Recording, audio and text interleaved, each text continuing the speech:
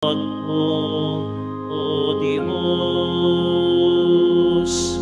ayon sa iyong kabutihan, ayon sa laki ng iyong hapag, pawiin ang aking kasamaan. Bukasan ako sa aking pagkakasala at linisin sa aking kasalanan. Kaawaan mo ako, O Diyos,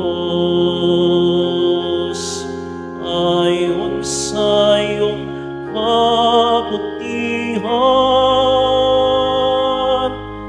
ayon sa laki ng iyong hapag, pawiin ang aking kasamaan.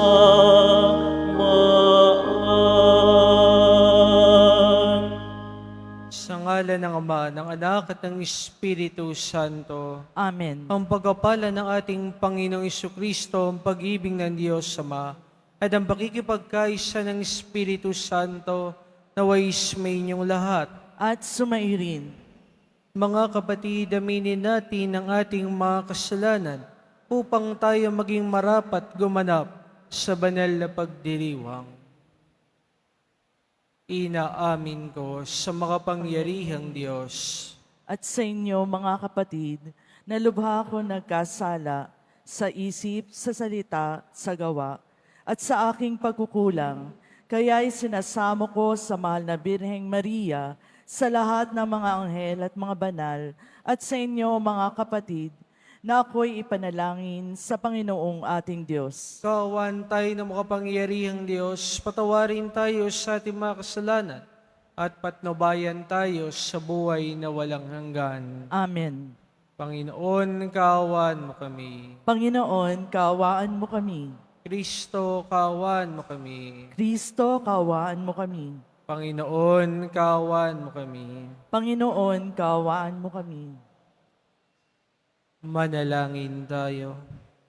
Ama naming makapangyarihan, sa kadalisayang dulot ngayon ng kusang loob na pagpapakasakit, pasapitin mo kami ng wagas na kalooban sa pagdiriwang ng dakilang Pasko ng pagkabuhay.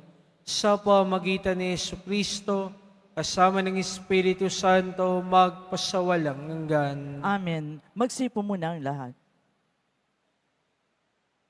Pagbasa mula sa aklat ng Henesis.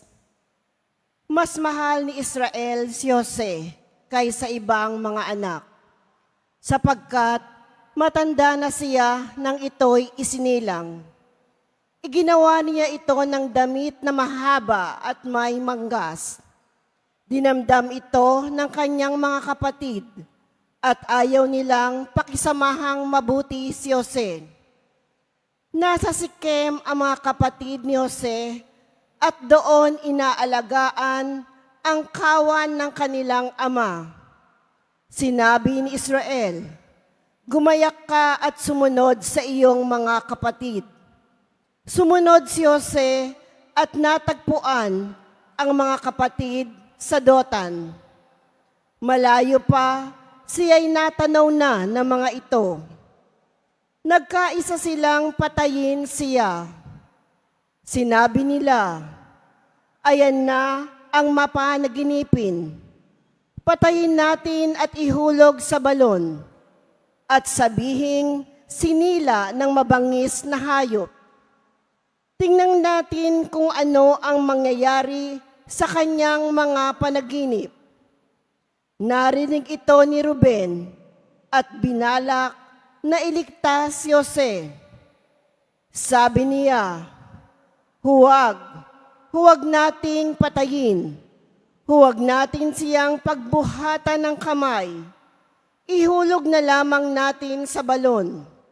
Sinabi niya ito sapagkat ang balak niya ay iligtas ang kapatid. Paglapit ni Jose, Hinubdan nila ito at inihulog sa isang tuyong balon. Habang sila'y kumakain, may natanaw silang pangkat na mga Ismaelitang mula sa Galaad. Ang kanilang mga kamelyo ay may kargang mga gagawing pabango na dadalhin sa Ehipto. Sinabi ni Juda sa kanyang mga kapatid, "Wala tayong mapapala kung patayin natin ang ating kapatid. Mabuti pa'y ipagbili na lamang natin siya sa mga Ismaelita kaysa ating saktan. Siya'y kapatid natin, laman ng ating laman, at dugo ng ating dugo." At sila'y nagkasundo. Nang malapit na ang mga mangangalakal, iniahon nila si Jose at ipinagbili sa halagang 20 pirasong pilak. At si Jose dinala ng mga Ismaelita sa Ehipto. Ang salita ng Diyos. Salamat sa Diyos.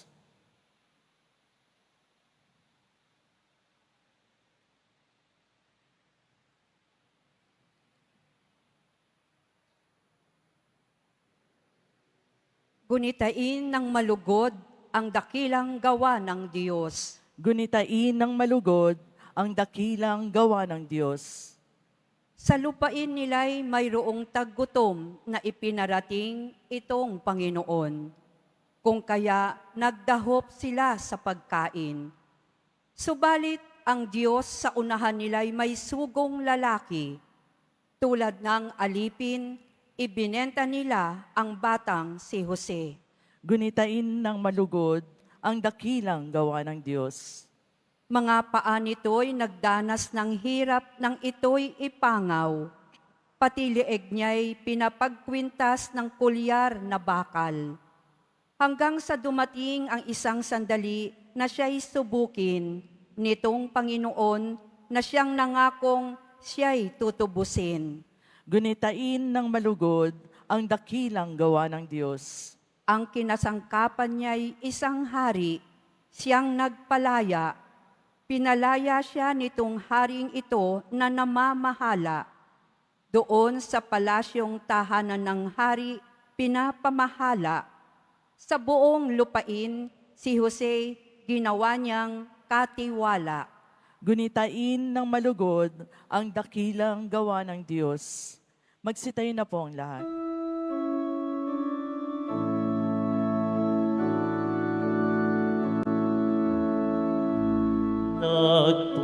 Nagpupuri kami sa'yo, Panginoong Jesucristo.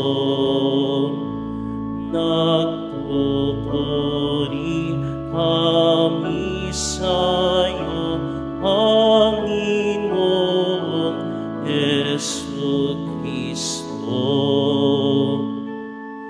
Pag-ibig sa sanlibutan ng Diyos ay gayon na lamang, Kaniyang anak ibinigay upang mabuhay kailanman ang nananalig na tunay. Nagpupuri kami sa'yo, Panginoong Jesucristo. Sumainyo ang Panginoon. At sumairin. Ang mabuting balita ng Panginoon ayon kay San Mateo. Papuri sa iyo, Panginoon. Noong panahong iyon, sinabi ni Jesus sa mga punong sardote at matatanda ng bayan, "Pakinggan ninyong isa pang talinhaga. May isang taong nagtanim ng ubas sa kanyang bukid at ito'y binakuran niya. Gumawa siya roon ng pisaan ng ubas at nagtayo ng isang mataas na bantayan. Pagkatapos, kanyang iniwan sa mga kasama ang ubasan at siya'y nagtungo sa ibang lupain. Nang dumating ang panahon ng pitasan, pinapunta ng may-ari ng ubasan ng kanyang maalipin upang kunin sa mga kasama ang kanyang parte. Ngunit sinunggaban ng mga kasama ang mga alipin. Binugbog nila ang isa, pinatay ang ikalawa, at binato naman ang ikatlo. Pinapunta uli na may-ari ang mas maraming alipin. Ngunit gayon din ang ginawa ng mga kasama sa mga ito. Sa kahuli-hulihay, pinapunta niya ang kanyang anak na lalaki. Igagalang nila ang aking anak, wika niya sa sarili. Ngunit nang makita ng mga kasama ang anak, sila'y nag-usap-usap. Ito ang tagapagmana. Halika kayo, patayin natin nang mapasa atin ang kanyang mamanahin. Kaya't siya'y sinunggaban nila, inilabas sa ubasan at pinatay. Pagbalik ng may-ari ng ubasan, ano kaya ang gagawin niya sa mga kasamang iyon? Sumagot sila, lilipunin niya mga buhong na iyon at paalagaan ng ubasan sa ibang kasama na magbibigay sa kanya ng kaparte sa panahon ng pamimitas. Tinanong sila ni Jesus, hindi pa ba ninyo nababasa ang talatang ito sa kasulatan? Ang batong itinakwil ng mga tagapagtayo ng bahay ay siyang naging batong panulukan. Ginawa ito ng Panginoon at ito'y kahanga-hanga. Kaya nga sinasabi ko sa inyo, hindi na kayo ang paghaharian ng Diyos, kundi ang bansang maglilingkod sa Kanya ng tapat. Narinig ng mga punong sardote ng mga pariseyo ang mga talinhaga ni Jesus at naunawaan nilang silang pinapatamaan niya. Dadakpin sana nila siya, ngunit natatakot sila sa mga tao sapagkat kinikilala ng mga ito na propeta si Jesus. Ang mabuting balita ng Panginoon. Pinupuri ka namin, Panginoong Jesucristo. Magsipo muna ang lahat. Magandang umaga po sa inyo lahat, mga minamahal kong kapatid. Tayo po ay nagpapasalamat sa ating mahal na pong Jesus Nazareno sapagkat tayo po ay pinag-isa niya sa banal na misang ito. Palakpakan nga po natin ang mahal na Senyor. Mga minamahal kong kapatid, patuloy po ang ating paghahanda at pakikisa sa ating Panginoon sa kanyang kamatayan, pagpapakasakit, kamatayan at muling pagkabuhay. Mga minamahal kong kapatid, narinig po natin sa ating unang pagbasa kung paano sa inggit, ng dahil sa inggit, ipinapatay, gustong patayin ng isang kapatid, ang kanyang minamahal na kapatid. At alam po ninyo, hindi ito bago sa atin pong lumang tipan sapagkat sa simula pa lamang, sa panahon ni Cain at Abel, naganap ang unang krimen. At ang unang krimen na yan sa pagitan ng dalawang magkapatid. Kaya po lalong mas masakit, di ba? Sino po dito sa inyo yung merong kaaway na kamag-anak o kapatid? Sabi ng iba, nahihiya, Nakakahiya naman talaga. Bakit? Kasi hindi natin maisip bakit sa dinami-dami ng tao sa paligid, mga tao na hindi naman natin kakilala o wala namang halaga sa atin, yun pang taong malapit sa atin, yung makakaaway natin at gagawa sa atin ng hindi maganda. Tama ba? Kaya napakahirap magpatawad. Mahirap po bang magpatawad? Mahirap po bang magpatawad? Yes.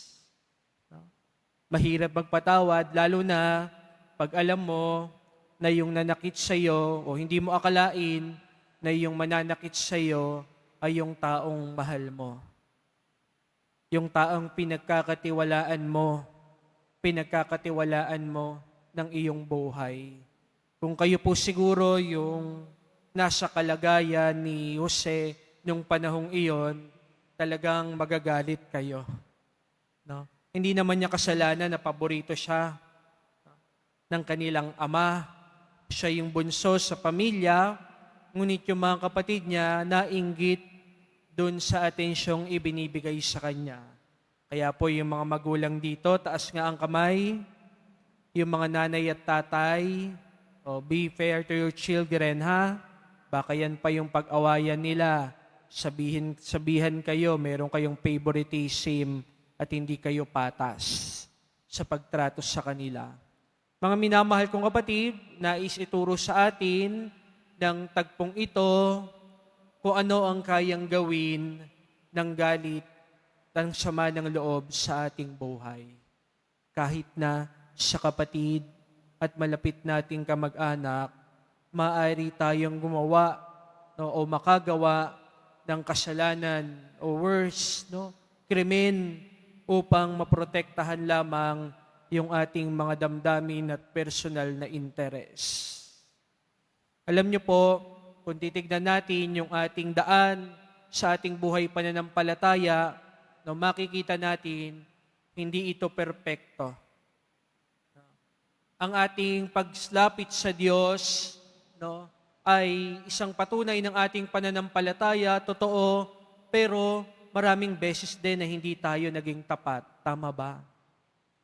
Maraming beses, kahit pagkatapos nating magsimba, mamaya-maya lamang, nakasigaw na tayo at nakasinghal sa mga tao sa harapan natin, di ba? Pag-uwi nyo lang sa bahay at hindi pa nakalinis yung mga kasama ninyo, yung mga nanay na naririto, malamang sisigawan nyo na sila. No? Ang taas na ng araw, hapon na, tulog pa din kayo. No? O minsan, pagkatapos ng pagbubuno natin sa Diyos ng panahon at oras, sa pagkukumpisal, mamaya-maya, may magtitrigger sa atin doon sa jeep na isang pasaway at magdudulot sa atin ng panghuhusga at kasalanan. Pero mga minamahal kong kapatid, sa ating buhay pananampalataya, nangyayari ang mga bagay na ito at kung titignan natin, totoong-totoo ang pag-ibig at katapatan ng Diyos, pero totoong-totoo din yung ating mga kahinaan. Kaya po, isang tawag sa atin, mga minamahal kong kapatid, bilang mga tagasunod ng ating mahal na pong Jesus Nazareno, ay manatiling tapat. Manatili sa Kanya, manatili pa rin sa ating Panginoon sa kabila ng ating paghihirap. Marami po sa atin yung nahihiya. Diba? Pagka nakagawa ng mali, ayoko na magsimba, ayoko nang pumunta sa simbahan kasi paulit-ulit naman akong nagkakasala. Paulit-ulit na lang yung kasalanang ginagawa ko. Wag po. Sapagkat kung saan mayroong kasalanan at napakaraming kasalanan, yung biyaya at grasya ng Diyos ay nag-uumapaw.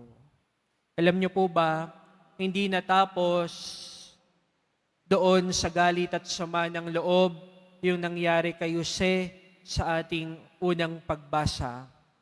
Sa atin pong mabuting balita, itinutukoy sa kahuli-hulihan, yung tinanggihang bato ay siya pang naging haliging bato.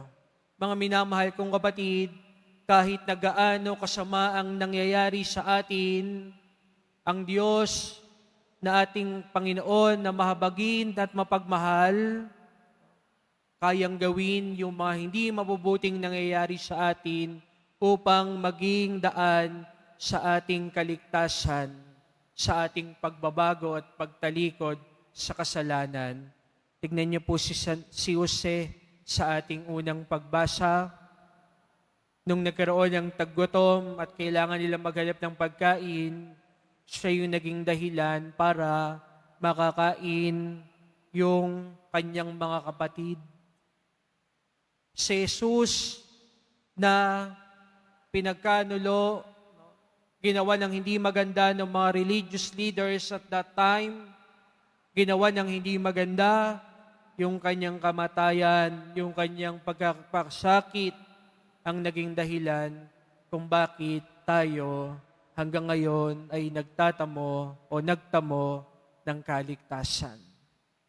Tignan nyo, yung daan, hindi parating maganda at mabuti, pero kung titignan nyo sa paglipas ng panahon, sa kabila ng ating kahinaan, tapat pa din ng Diyos. Kaya nga pong hamon sa atin, sa kabila ng ating kahinaan, huwag magsasawang lumapit sa Diyos. Magpakumbaba. Kailangan natin ng kanyang awat habag. Kailangan natin manatili sapagkat sa Diyos lamang natin matatagpuan ang tunay na kaligayahan at tunay na pag-ibig. At alam niyo po, patuloy ang gagawin sa atin ng Diyos kung tayo'y mananatili. Patuloy yan gagawin ng Diyos sa ating buhay kung sa kabila ng ating mga paghihirap, siya yung ating pinipili. Hindi po natin kailangan maging perpekto. Wala pong ganon. Walang perpekto sa buhay na ito. Wala po sigurong makapagsasabi sa atin ngayon na, Father, o sabihin sa harapan ng Diyos, Panginoon, wala akong kasalanan. Wala akong ginawang mali. Pag ngayon po naiisip nyo na wala akong kasalanan at wala akong ginawang mali, ibig sabihin, meron kang kasalanan. Ano yung kasalanan yon? No? Pagmamataas. Pride.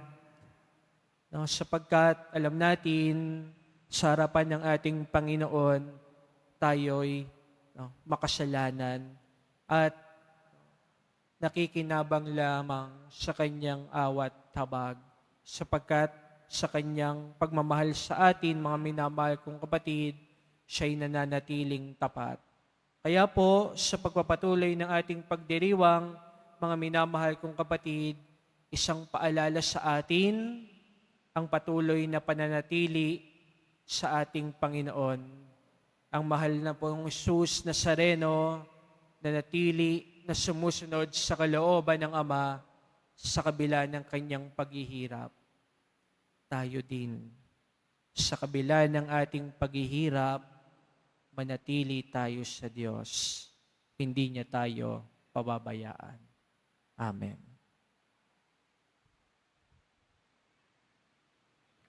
Magsitayo na po ang lahat.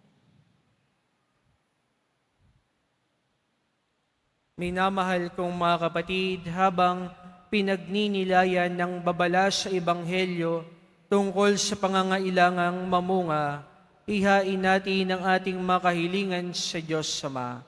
Sa bawat panalangin ng ating tutugon, Panginoon ng ubasan, pagpalain mo ang aming mga buhay. Panginoon ng ubasan, pagpalain mo ang aming mga buhay. Ang Santo Papa, naway makatanggap ng liwanag, lakas at tulong sa kanyang pag-akay sa simbahan sa mga panahong ito ng kahirapan. Manalangin tayo.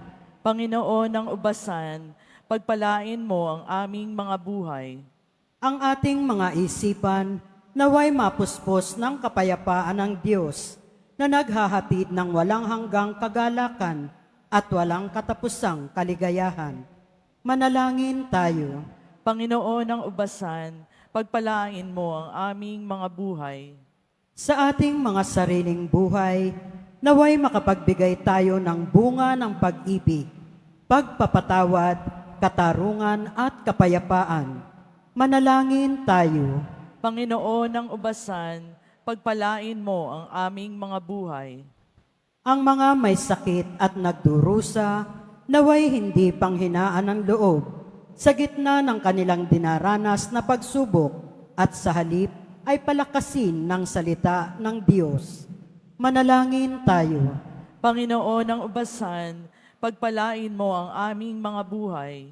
Ang mga yumao naway tumanggap ng kanilang walang hanggang kapahingahan sa iyong kaharian. Manalangin tayo. Panginoon ng ubasan, pagpalain mo ang aming mga buhay. Ama naming nasa langit, nagpapasalamat kami sa iyo para sa iyong tapat na pag-ibig. Tulungan mo kaming mapaglingkuran ka ng buong puso at mamuhay ng karapat-dapat sa iyong pagtawag sa amin. Idinadalangin namin ito sa pamagitan ni Kristo na aming Panginoon. Amen. Magsupo muna ang lahat.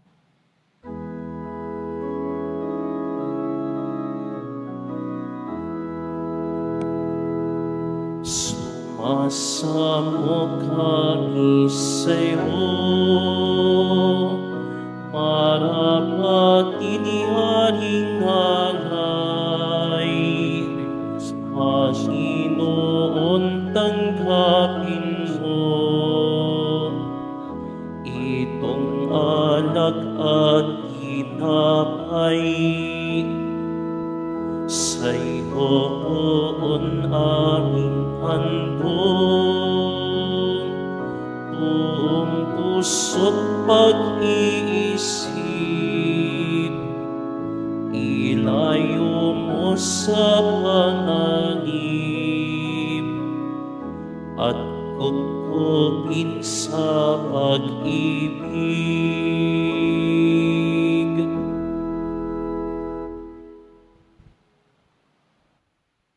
Magsitayo na po ang lahat.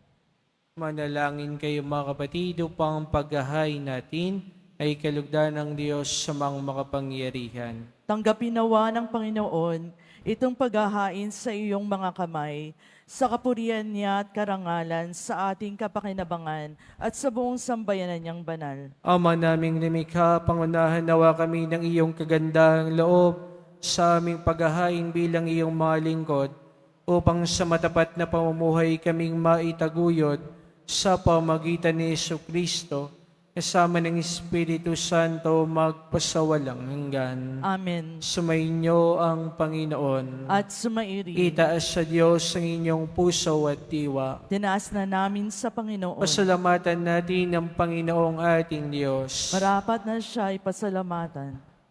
Ama naming makapangyarihan, tunay nga marapat ni ikaw ay aming pasalamatan sa pamagitan ni Jesucristo na aming Panginoon. Sa pagbabakasakali mong kami bubuti, isinugo mo si Jesucristo upang pangunahan kami. Bilang pagsunod sa iyong atas sa bigay, ipinahayag ng iyong anak ang iyong kalooban ng mga apit dukha ay kanyang damayan. Ngayon ay iyong inihahandog ang pagkakataong aming maisaloob, ang kanyang ganap at kusang paglilingkod, upang sa iyo lagi kaming makasunod. Kaya kaisa ng mga anghel nagsiawit ng papuri sa iyo, nang walang umpay sa kalangitan, kami nagbubunyi sa iyong kadakilaan.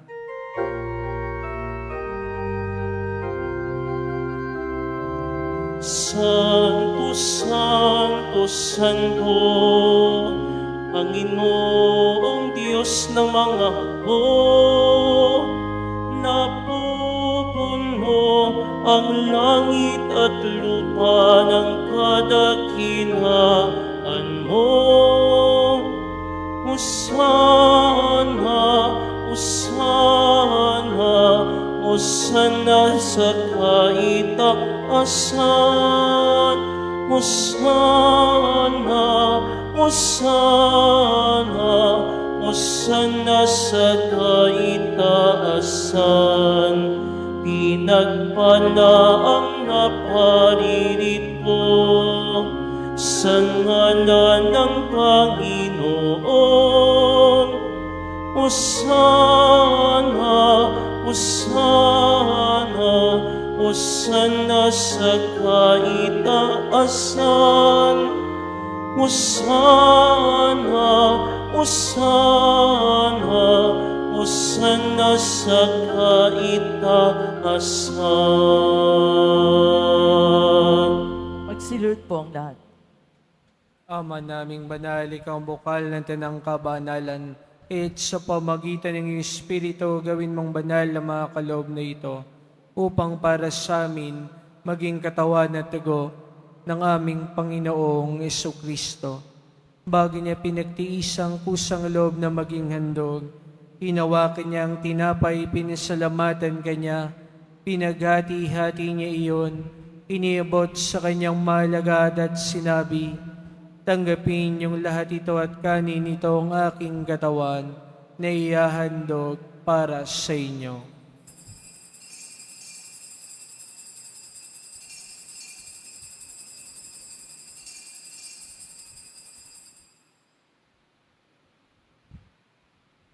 Gayun din naman nang matapos sa hapunan, hinawakan niya ang kalis, muli kanyang pinasalamatan. Inabot niya ang kalis sa kanyang malagad at sinabi, "Tanggapin niyong lahat ito at inumin. Ito ang kalis ng aking dugo, ng bago at walang hanggang tipan. Ang aking dugo na ibubuhos para sa inyo at para sa lahat, sa kapagpapatawad ng mga kasalanan. Gawin ninyo ito sa pag-alala sa akin."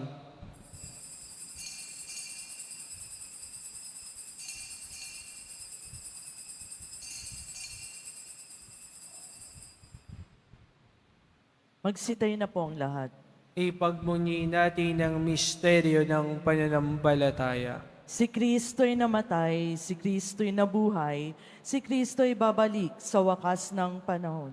Ama, ginagawa namin ngayon ang pag-alaala sa pagkamatay at muling pagkabuhay ng iyong anak. Kaya tinialay namin sa iyo ang tinapay na nagbibigay buhay at ang kalis na nagkakalob ng kaligtasan. Kami nagpapasalamat dahil kami yung minarapat at tumayo sa harap mo para maglingkod sa iyo. Isinasamo namin kami magkasalo-salo sa katawan at dugo ni Kristo ay mabuklod sa pagkakaisa sa pamagitan ng Espiritu Santo. Ama, lingapin mo yung simbahang laganap sa buong daigdig. Pususin mo kami sa pag-ibig kay San ni Francisco na aming Papa at ni Jose na aming Obispo ng Tanang Kaparian. Alalahanin mo rin mga kapatid naming nahimlay na may pag-asang sila'y muling mabubuhay, gayon din ang lahat ng mga pumanaw. Kaawaan mo sila at patuloyin sa iyong kaliwanagan. Kaawaan mo at paginapat kaming lahat na makasalo sa iyong buhay na walang wakas. Kaysa na malabereng Maria na ng Diyos, ng ganyang kabiyak na pusong San Jose, kaysa ng mga apostol at lahat ng mga banal na namuhay dito sa daigdig ng kalugod-lugod sa iyo, maipagdiwang nawa namin ang pagpupuri sa ikararangal mo sa pamagitan ng iyong anak na aming Panginoong Kristo. Sa pamagitan ni Kristo, kasama niya at sa Kanya, ang lahat ng parangal at papuri sa iyo, Diyos samang makapangyarihan, kasama ng Espiritu Santo, magpasawalang hanggan.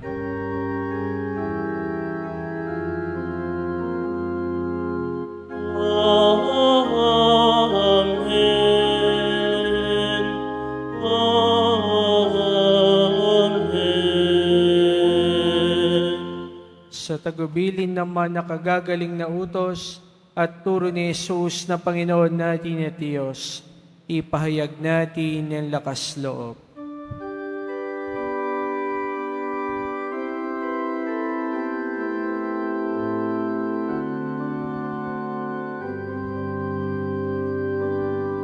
Aman namin, sumasalangit ka, sambahin ang ngalan mo,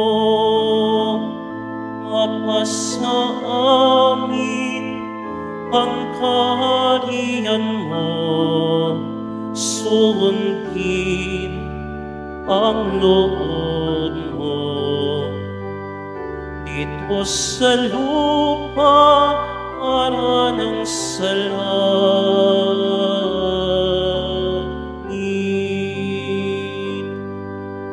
Bigyan mo kami ngayon ng aming kakanin sa araw-araw at patawarin mo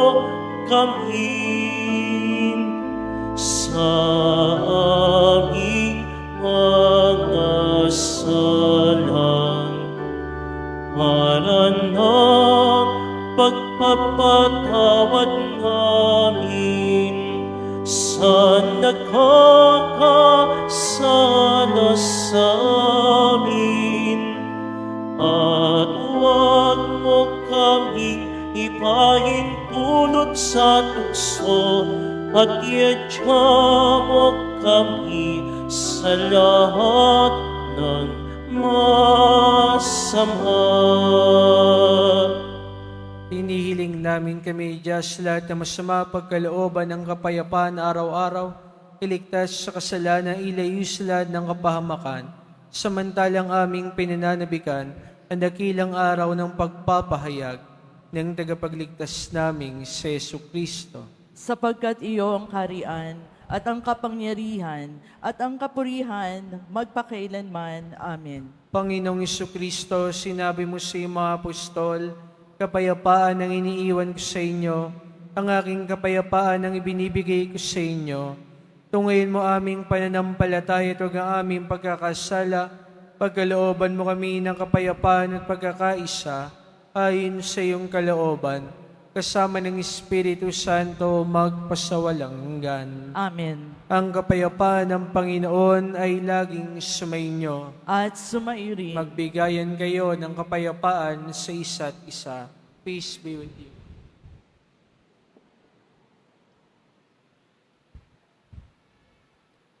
Kordero ng Diyos na nag-aalis ng mga kasalanan ng sanlibutan, maawa ka sa amin. Kordero ng Diyos na nag-aalis ng mga kasalanan ng sanlibutan, maawa ka sa amin. Kordero ng Diyos na nag-aalis ng mga kasalanan ng sanlibutan, ipagkaloob mo sa amin ang kapayapaan. Magsilid po ang lahat. Mga kapatid, ito si Jesus, ang Kordero ng Diyos na nag-aalis sa mga kasalanan ng sanlibutan. Mapalad tayong inaanyayahan sa kanyang piging. Panginoon, hindi ako karapat-dapat na magpatuloy sa iyo, ngunit sa isang salita mo lamang ay gagaling na ako. Ipagsanggalang nawa tayo ng katawan at dugo ni Kristo para sa buhay na walang hanggan. Amen.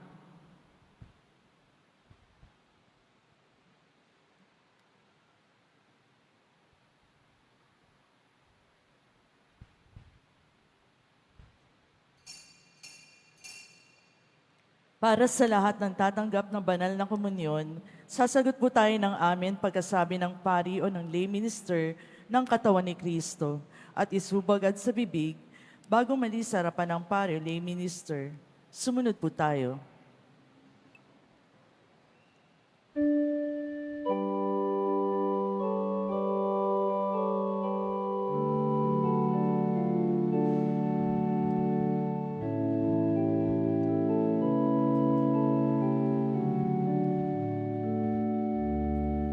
Masdan mo, O Diyos, ang lingkod mo,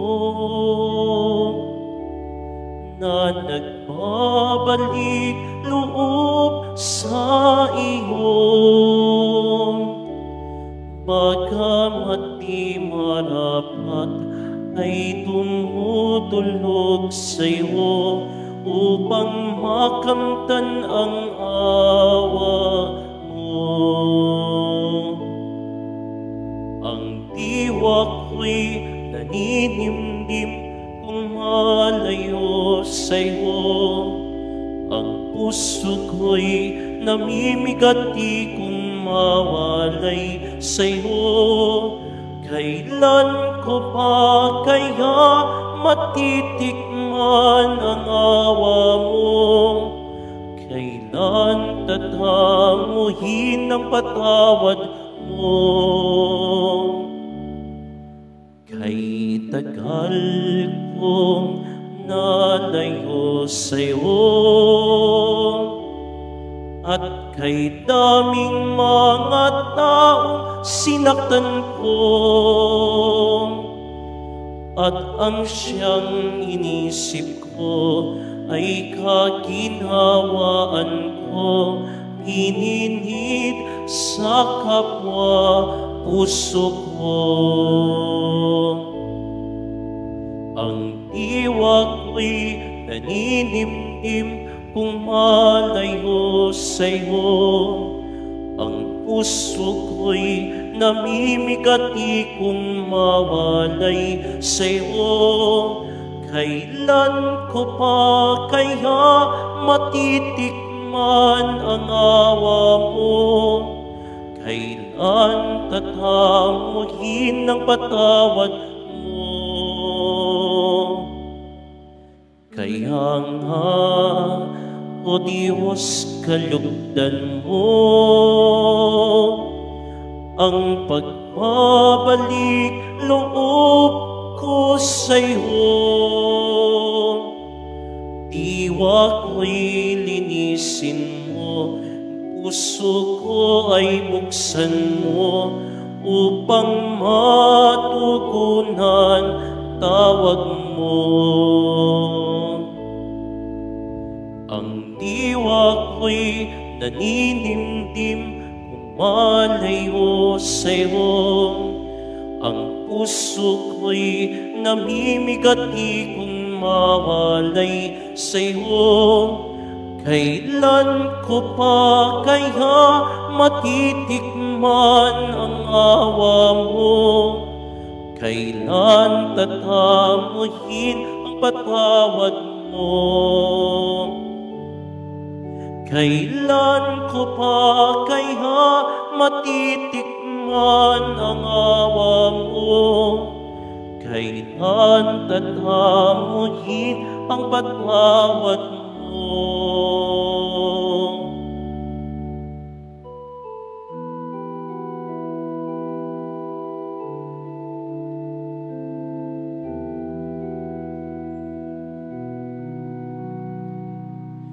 Ilikha mo kami ng sangbagong puso, hugasan ang kamay na pasanang dugo, dinisin ang diwang sa halay ay puno. Ilikha mo kami ng sangbagong puso, itindig mo kami, kaming iyong bansa, akayin sa landas patungo sa kapwa, iatid sa piking na iyong inihanda. Itindig mo kami, kaming iyong bansa.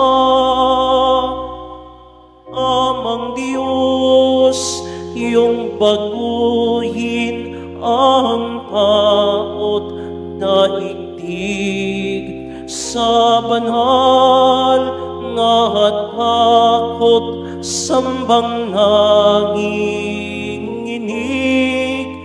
Ibalik ang puso't bayang nanlalamig, likhain mong muli kami sa pag-ibig.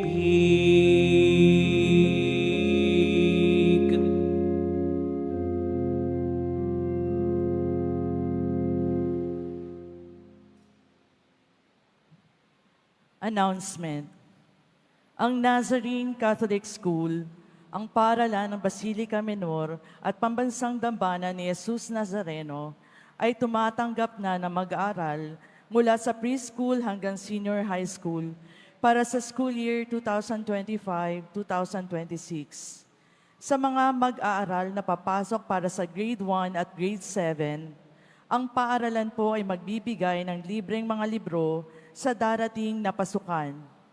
Mayroon din pong academic discount sa mga mag-aaral na kabilang sa top 10 na papasok ng grade 1 at grade 7. May matatanggap na 13,000 ESC subsidy ang mga grade 7 na patuloy na matatanggap hanggang sa sila ay makarating ng grade 10.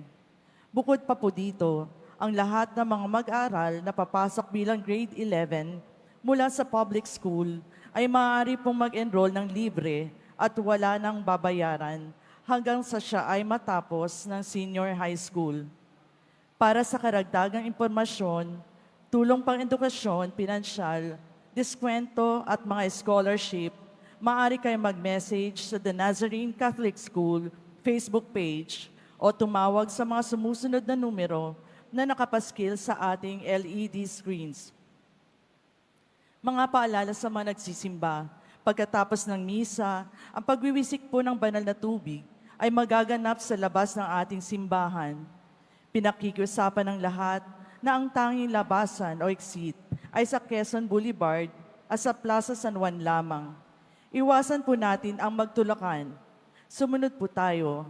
Maraming salamat po sa inyong pagdalaw at pagsisimba sa Basilica Menor at Pambansang Dambana ni Jesus Nazareno. Magsilod po ang lahat at ating dasalin ang panalangin sa mahal na poong Jesus Nazareno. Mahal na poong Jesus Nazareno, banal ang iyong pangalan. Dinadakila ka at pinasasalamatan ka namin. Nagpakababa ka at sumunod sa kalooban ng Ama. Pinasan mo ang krus at nag-alay ng buhay para sa aming kaligtasan. Tanggapin mo ang aming dasal at sakripisyo. Itulot mo na kaming sumasamo ng buong katapatan at pagmamahal, magbahagi ng mabuting balita, magsisi at itakwil ang kasalanan at masama, at maghatid ng awa at kapayapaan sa aming kapwa. Ipinagkakatiwala namin sa iyo ang lahat-lahat sa amin. Ipinapanalangin namin ang mga nangangailangan ng iyong tulong. Ipinapaubaya namin sa iyo ang aming mga kahilingan.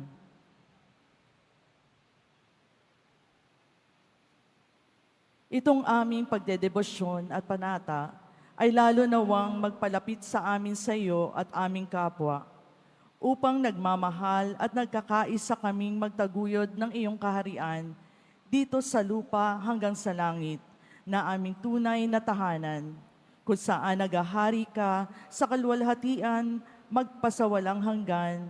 Amen. Magsitayo na po ang lahat. Manalangin tayo. Ama naming mapagmahal, pagkatanggap namin sa banal na pakikinabang, marapatin mong tahakin namin at sapitin ang kaligtasang iyong ibinigay sa amin.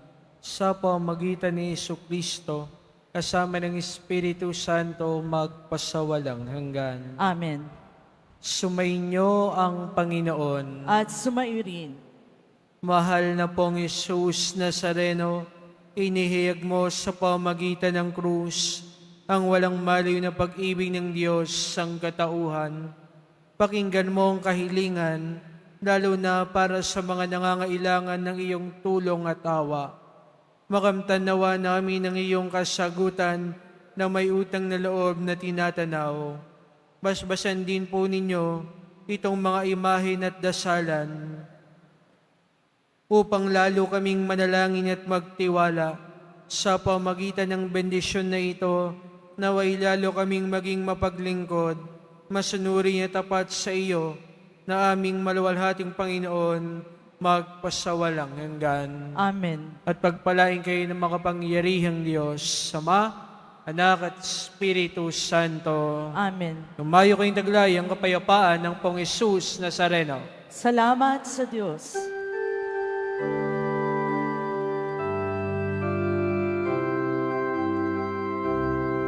Nuestro Padre Jesus Nazareno, sinasamba ka namin, pinipinto ka namin, aral mo ang aming buhay kaligtasan, nuestro Padre Jesus Nazareno. Iligtas mo kami sa kasalanan. Ang krus mong kinatayan ay sagisag ng aming kalikasan. Nuestro Padre Jesus Nazareno, dinarangal ka namin. Nuestro Padre Jesus Nazareno, nilulwalhati ka namin. Nuestro Padre Jesus Nazareno, dinarangal ka namin. Nuestro Padre Jesus Nazareno, nilulwalhati ka namin.